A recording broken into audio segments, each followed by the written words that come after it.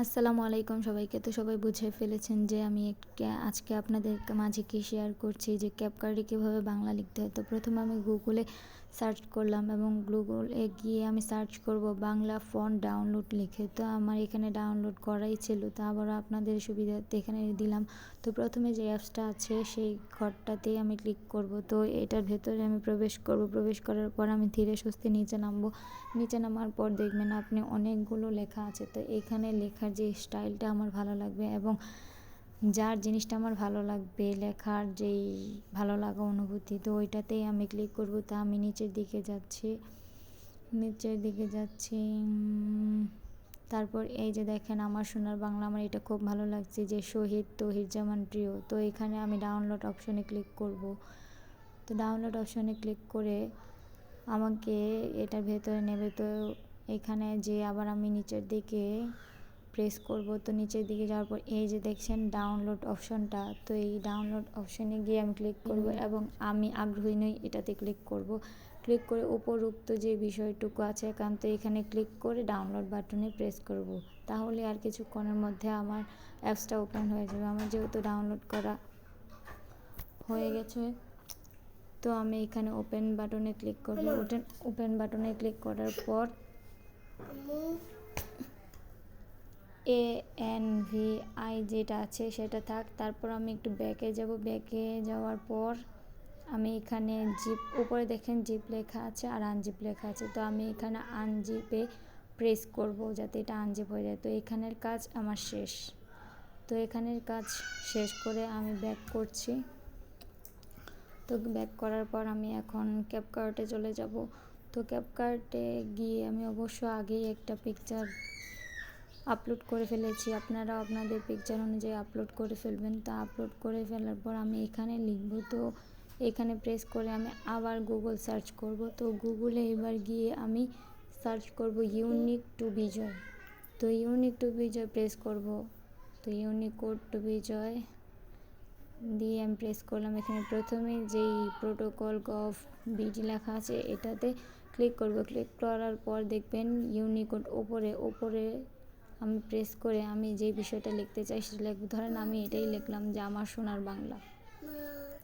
তো আমি এখানে এটাই লিখব, আমার সোনার বাংলা। তো আমি এটা দিয়ে দিলাম। এখন দেখেন ইউনিক থেকে বিজয় লেখা। তো এটাতে ক্লিক করে আমি নিচে প্রেস করলেই দেখবেন চলে আসবে। তো এখানে অনেকগুলো লেখা চলে আসছে, সেগুলো আমি কেটে ফেলবো কারণ এতগুলো লেখা আমার প্রয়োজন নেই। আমি জাস্ট ভি পর্যন্তই রাখবো। তো আমি সব ক্লিক করে ভি পর্যন্তই রেখে দিলাম এবং রেখে দেওয়ার পর এখানে চাপ দিয়ে ধরে আমি কপি করে নেব। তো এখানে হালকা একটু চাপ দিলেই দেখবেন কপি পেস্ট হয়ে যাবে। তো সবটা সিলেক্ট করে উপরে যে কপি বাটন আছে সেটাতে প্রেস করব। প্রেস করে দেওয়ার পর এখানে কাজ শেষ। আমি আবার ব্যাকে চলে গেলাম। এখন আবার যাব আমি ক্যাপকার্টে।